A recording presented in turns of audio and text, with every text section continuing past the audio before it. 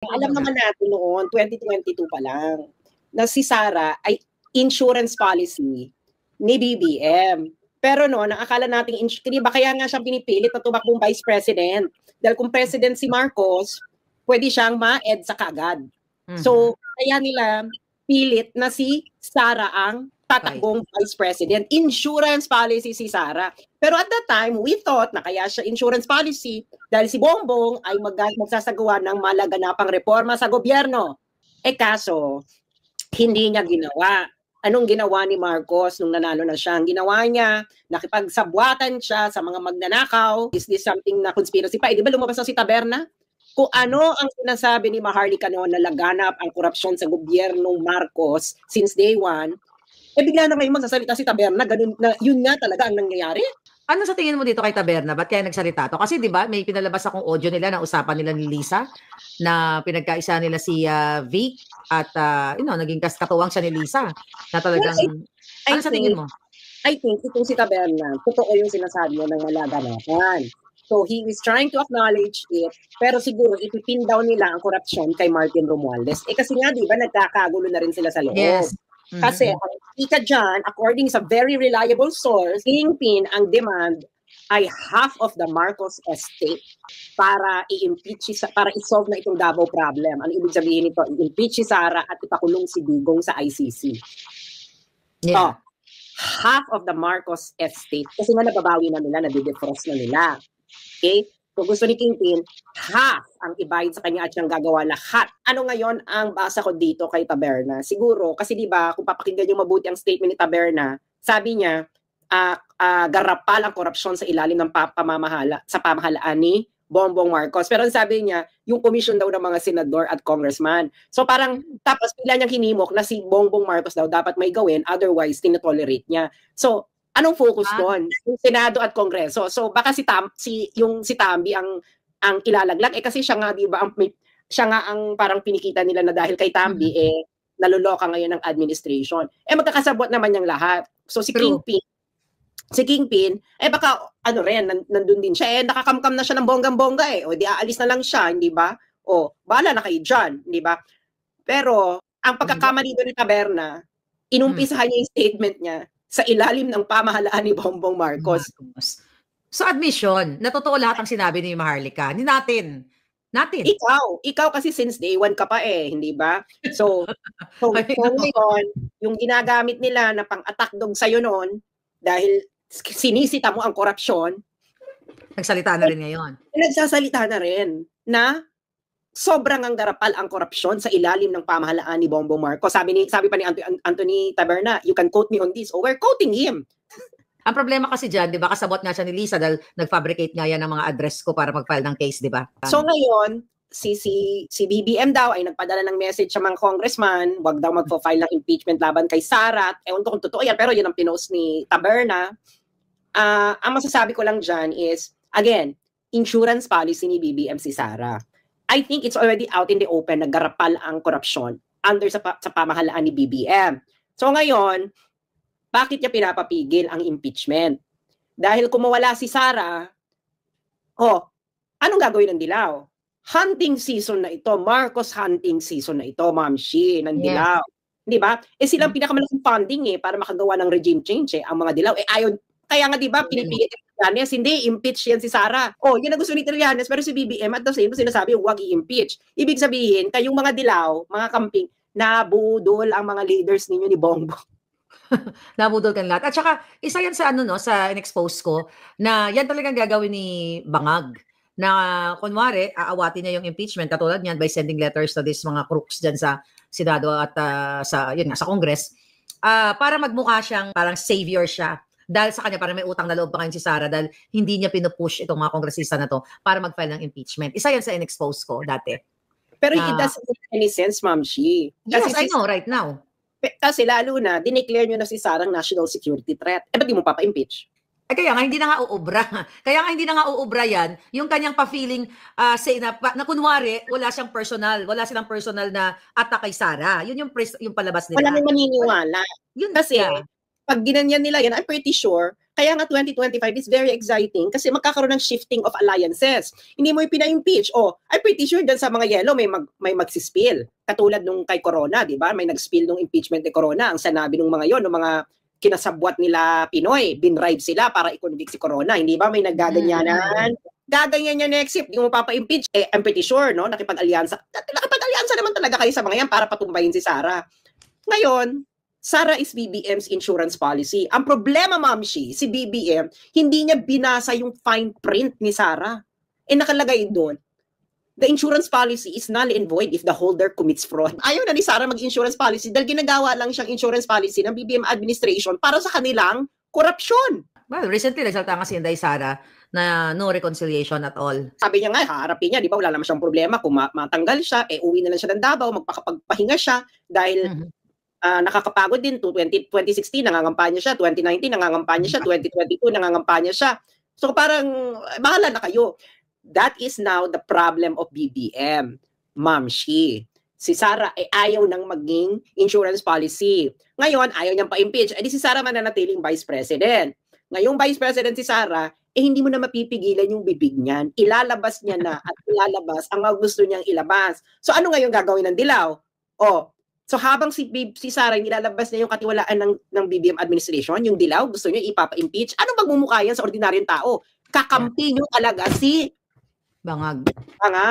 That's kasabot kayo sa korupsyon. Kaya si Sara, maganda yung ginawa niya, unexpected, no? Kasi tinutulak niya siya sa pader for the past 2 years. So ang ginawa ni Sara, itinulak niya silang lahat sabay-sabay sa pader. Ano ngayon ang gagawin ng Yelo? Nag-expose si Taberna, naggrabe ang korupsyon sa BBM administration. Yung mga nakikinig sa'yo na Dilaw at kakamping, marami rin yan, Ma'am Shi. Ano ngayon ang inyong pakiramdam na ang inyong liderato, si Sara ang gustong ipa-impeach, pero ang may kasalanan ng kagarapalang korupsyon sa gobyerno ay si BBM. Hindi ba kinakakalimutan? So hindi pa ba malinaw dito sa mga palangga natin na mga dilawan na nagsanib-puwersa, ito nga Bangag at yung mga inaasahan nilang mga dilawang leaders? Kasi we believe na itong mga supporters dito na hindi naman politiko o hindi naman inclined sa sa internet political personalities, just an ordinary citizen.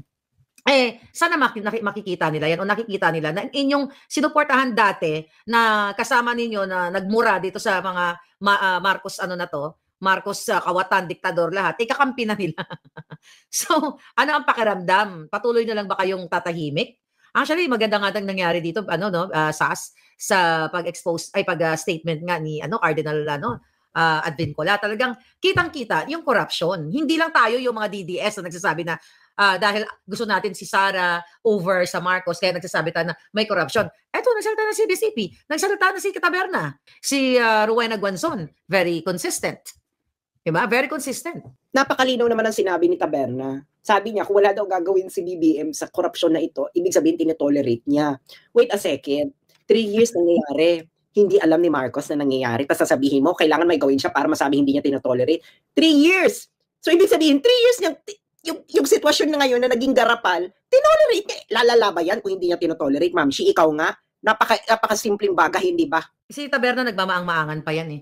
At the moment na pinayagan niya si Liza na mag-decide kung sinong i-appoint para mag-smuggle, alam ni Marcos Jr. Doon nga sa book ni Attorney Vic, na sinasabi ni Attorney Vic doon, na gustong, hindi pa nag-o-oath, okay? Hindi pa nag-inaugurate si Bangag. Pinupush na ni Liza na iupo si Mel Robles, iupo si Michael Ma, at ayaw nga yan aprobahan ni Attorney Vic dahil hindi qualified at dahil sa mga previous involvement sa corruption, nakiusap si Martin Romualdez na pati kay Altenco na 1 year lang to at pinupush talaga ni Liza. So malabo yan, Taberna, na sinasabi mong nananawagan ka kay BBM na gumawa siya ng action dahil sa talamak na corruption. That's yung Okada pa nga lang Yung Okada pa nga lang na first 100 days, hindi niya alam. Paano hindi niya alam? Kasabwat doon ng DOJ.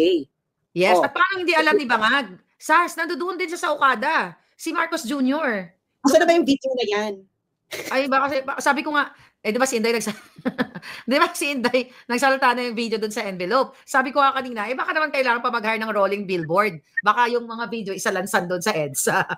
Hindi rin naman natin kung anong topak ni Sara, kung paano niya ilalabas yung video na yan. Diba? Sinasabihan ko na sila last year pa, huwag yung gagawin yan kay Sara dahil pag napuno kay Sara, magtago na kayo. Last year ko pang sinasabi yan, ma'am. True. Last year, napaalala, sinusulat ko, huwag yung tigilan nyo yan dahil pag napuno yan si Sara, magtago na kayo. Oh, ngayon na nagbili na siya, paano na? Kaya nga natataranta na sila kung paano nila ampatin, 'di ba? So, no way out na, tsaka no reconciliation. Kaya nga ngayon, hindi nila alam kung anytime baka ilabas nga ni Sara yung mga video, yung Okada video, yung envelope video, kaya kaabang-abang. So, kaya nga nagkaaway-away na sila ngayon dyan sa loob, maliban dyan sa punyetang assets na, sana maggurgura na lang sila, no? SAS? Gugurguran yan. Di ba sinabi nga ni Sara na hinayaan nyo na lang sana ako magtrabaho? Nag-gets nyo? Ayan na nga, okay na nga sa dyan eh. Aware si Sara, nagnanakaw kayo. Pero, ginawa nyo siyang punching bag. Ginawa nyo siyang pang-cover up ng pagnanakaw ninyo. Hindi nyo ba napapansin tuwing may expose laban dito sa bangag na to, si Sara ang biglang titirahin? Oh, yes. Nung Love the Philippines video, nung nilabas ko yan, anong ginawa nila? Biglang, ay, may Sara. Oh, nung inilabas ko ang liquidation by certification, si Sara na naman. Nung inilabas ko ang Duran-Duran, recently lang ito, di ba? Nag-double up sila dyan sa impeachment, sa Congress. Yan ang problema. Ginagawa niyong si Sarang punching bag. Hindi na nakatiis yung ate natin. Hindi nakatiis yung ate natin dahil bakit ba hindi niyo na lang siya kayaang magtrabaho? Hindi nga siya nagsasalita sa korupsyon na nangyayari sa gobyerno nung nandiyan pa siya, nung nasa kabinete pa siya. Dahil gusto lang magtrabaho nung ate natin. Hindi niyo siya hinayaang magtrabaho. Diba? Hinayaan na nga niya yung mga pagnanakaw niyo dyan, na nahimik na siya, hindi nga yan nakikipag-usap sa atin eh. Yes, wala hindi nakikipag-usap sa amin. Kaya nga kami na-imbierna, hindi man na-imbierna kami kay Sara dahil ang tahimik ayaw magsalita. Kami na na-imbierna eh. Di ba? Ikaw na nagsasabi, oy Sara, magsalita ka na dyan. Sara, like, kinukulit ko si Inday, di ba? Ayaw, hindi nasalita si Sara. Dahil gusto lang ni Sara, hayaan na lang siya ng trabaho. Tama ka, Sas. Alam mo kung bakit? Yung sa envelope na yan, di ba? Bago alam na ni Inday.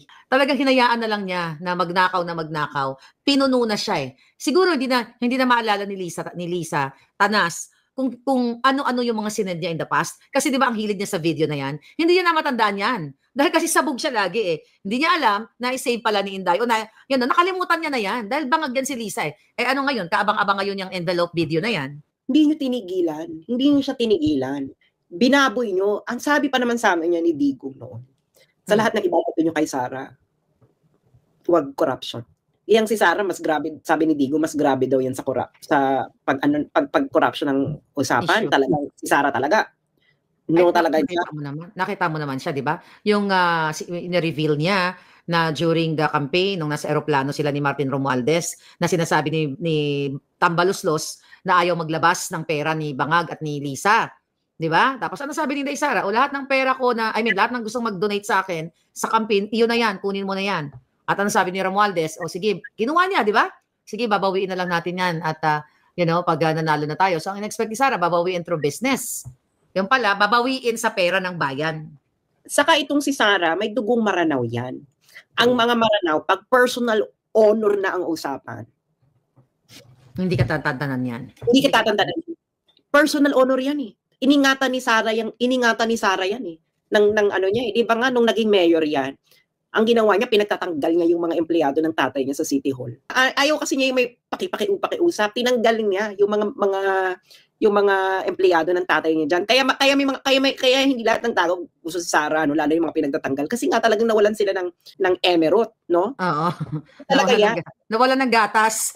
O sabi nga ni Digong, kung si Digong daw papadala ng regalo, di ba? Papadala mo ng regalo, yung pag-grease. Digong, sasabihin niya, click mo yan.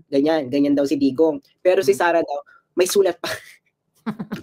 may letter pa na according to the ganyan.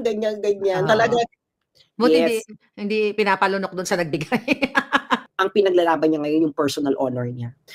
Ang mga Maranao makikipagtegihan yan for the sake of personal honor. Ayaw niyo siyang tigilan. Tinulak-tulak niyo siya. Kayo ngayon, ang hindi niyo na malaman kung anong gagawin niyo sa kanya, ipapa-impeach niyo ba siya o hindi. Ang Dilaw, sina Trillanes, gustong ipa-impeach. Ba't gusto nila ipa-impeach? Malamang sa kanila ipinangako ang vice presidency. Yes. Pagkatapos nila maging vice president, magpupush sila ng regime change. Yan na naman ang taktika ng mga Dilaw, Mamshi. Hindi ba? Mas mahirap patumbahin ang Duterte kaysa sa Marcos. Kaya totoo yan, mahirap patumbahin ang Duterte kaysa sa Marcos. Kaya ang inuuna nila, Duterte. Una muna nila yan. Pag wala na si Duterte, madali nang magkakarambol ang Marcos. As simple as that. Hindi ba, Ma'am Shi?